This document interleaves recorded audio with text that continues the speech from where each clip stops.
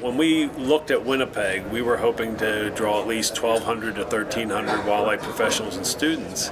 And we actually have 1,560 plus that have come here. And the turnout has been exciting, but so has the energy level. We're seeing very high participation and activity throughout the conference. So it's really been exciting to see.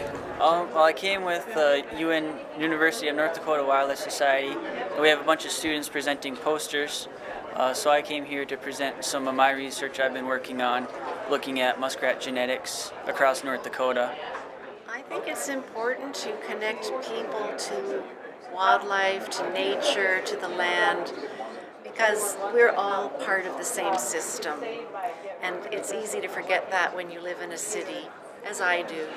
The Wildlife Society, the science of wildlife management, and my own department at the University of Wisconsin all look to Aldo Leopold as a father figure. So the professional field of wildlife management sort of dates back to the early 1930s when Aldo Leopold shows up at the University of Wisconsin for a chair in game management in what was then the Department of Forestry.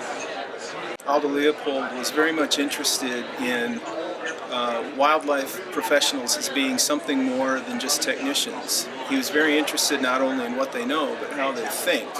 And to him that meant somebody who was aesthetically competent, and that's a term that comes from the philosopher Charles List, but somebody who also understood the ethics. And of course, Aldo Leopold is famous for the land ethic, which is a turning point not just in the narrow field of wildlife ecology, but certainly in the bigger field of environmental ethics. Ding Darling is one of my greatest conservation heroes, without question. I teach about him in my classes. I stopped by this booth, and I have an interest in Ding because very specifically, I realized he did several things, independent things, that were very prescient for his time in the 20s and 30s. And Ding Darling to me is, without question, my greatest conservation hero, and he should be for many of us. Darling was in everything that time, and that was the most powerful era that we've ever had in conservation, and he was right there at the epicenter of it.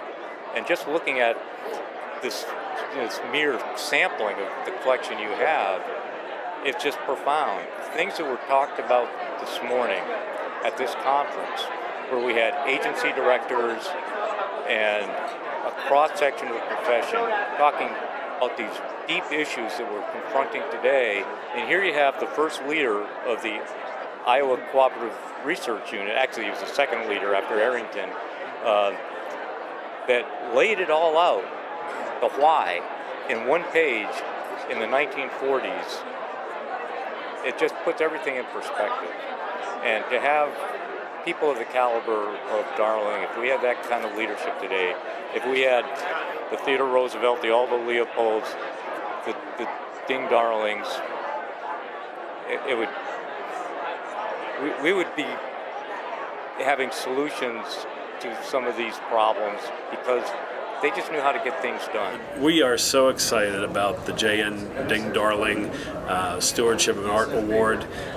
This is an amazing way to both be a tribute to the wonderful works of Ding Darling and all that he brought to conservation efforts and the focus that he drew on conservation efforts, but also to inspire people, hopefully. So we're hoping this will not only be a way to recognize existing, but also inspire others to think about art in a different way and think about how they can help wildlife and conservation through those types of efforts. It was so gratifying to see now that there's a Ding Darling Award for conservation through art, because I think that really links back to our history.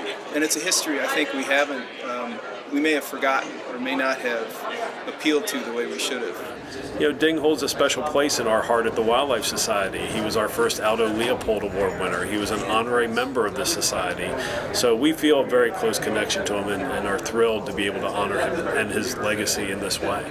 I presented a paper yesterday at the conference, and I visited the display, the exhibit, the first night I was here, and this morning, mysteriously, this document fell out of one of my folders, and it's Ding Darling.